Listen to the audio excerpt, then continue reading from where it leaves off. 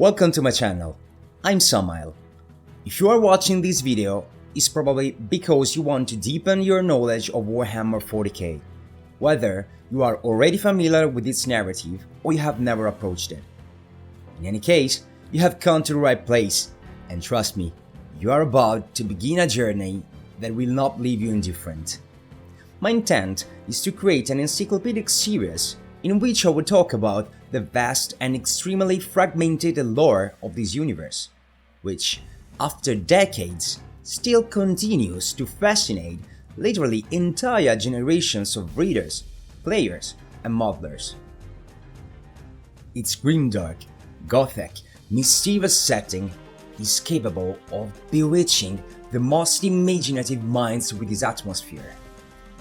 But now, we will devote ourselves to a brief introduction of this wonderful universe that, although it is obviously mere fiction, is capable of giving real emotions, concrete to every fan of this type of art form and fiction.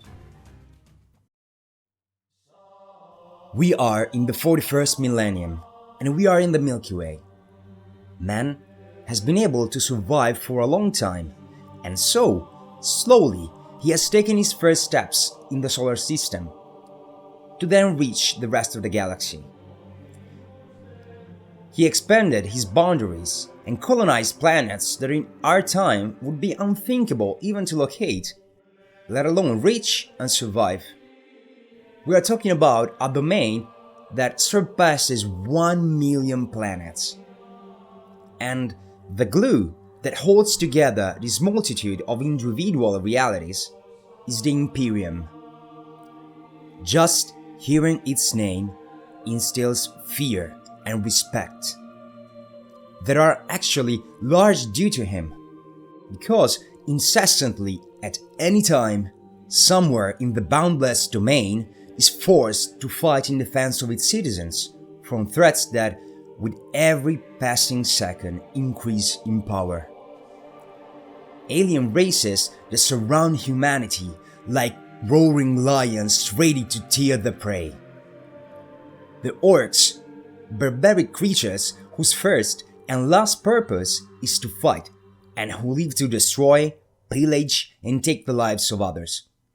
The Eldars, an ancient civilization in ruins which aspires to the glories of the past and sees humans as backward and unable to govern the galaxy.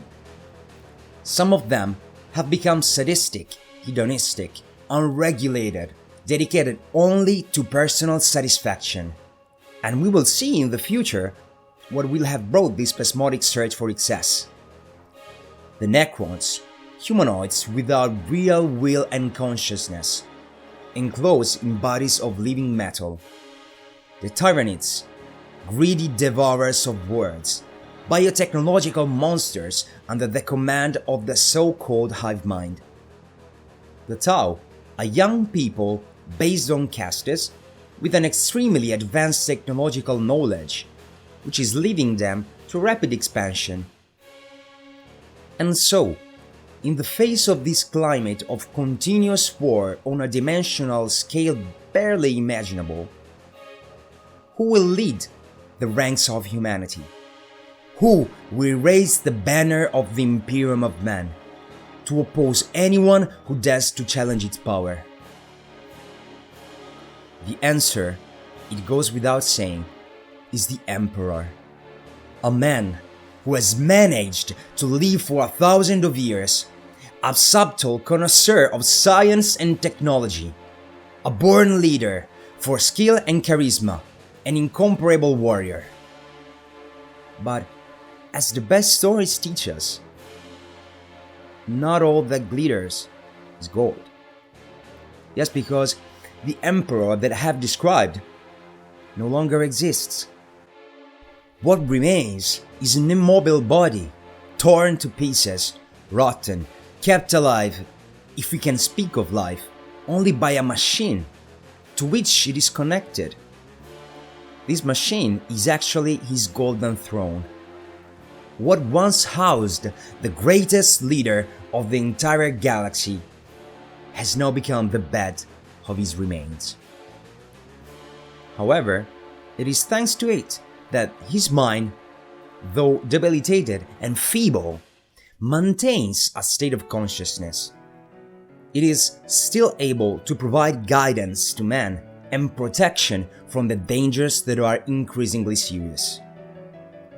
The light of his presence, acting as a beacon guide, allows humanity to teleport with relative safety from one point to another of the space-time, passing through what for the moment we define as a parallel dimension and superimposed on the material reality, the so-called warp. In the future, we will clarify and fully understand what this is. Humanity is surrounded, the Emperor reduced to a living corpse.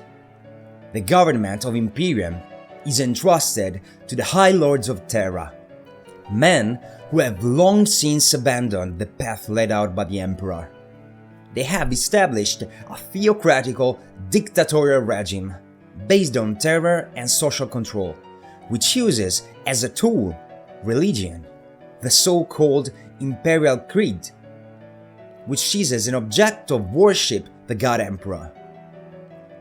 Men are now billions of billions, and their lives, based only on work, obedience, and blind faith, have no meaning at all in the eyes of the Lords. They live miserable, oppressed lives, brutally crammed into hive cities, urban agglomerations that grow vertically above and below the surface for entire miles. Millions of ordinary men are handed over as a tribute for every single planet to the Imperial cause, to be included in the Imperial Guard, the army of man. And in these terms, no expense is spared. There is no remorse in condemning whole regiments to certain death, no hesitation, there is no room for doubt in the Imperium. Next to the guards, there are also the legendary Space Marines, the Angels of Death, the real spearhead of the war force of humanity. Men, genetically modified, stronger, more resistant, able to live thousands of years, formidable warriors, lowered in giant armor connected to their tissues.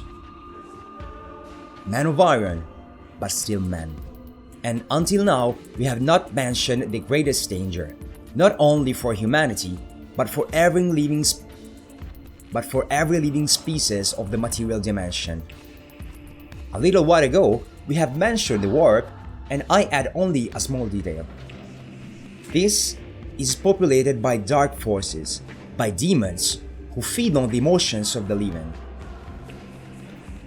The pernicious powers that dwell in this dimension, which can be traced to four main chaotic deities, continually try to pass from the Imperium, the warp precisely, to the material realm.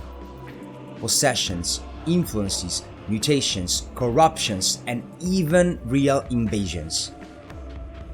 A series of horrors and abominations capable to reduce to madness the wisest among men. This is the greatest of threats, and the Imperium has understood it at great cost, as we shall see. All this is heroically opposed by the armies, enjoying the support of the fearsome Inquisition, a section of forces dedicated to the preservation of the purity of the creed and that scrutinizes with paranoia and obsessions at every hint of any deviance to suppress them in blood.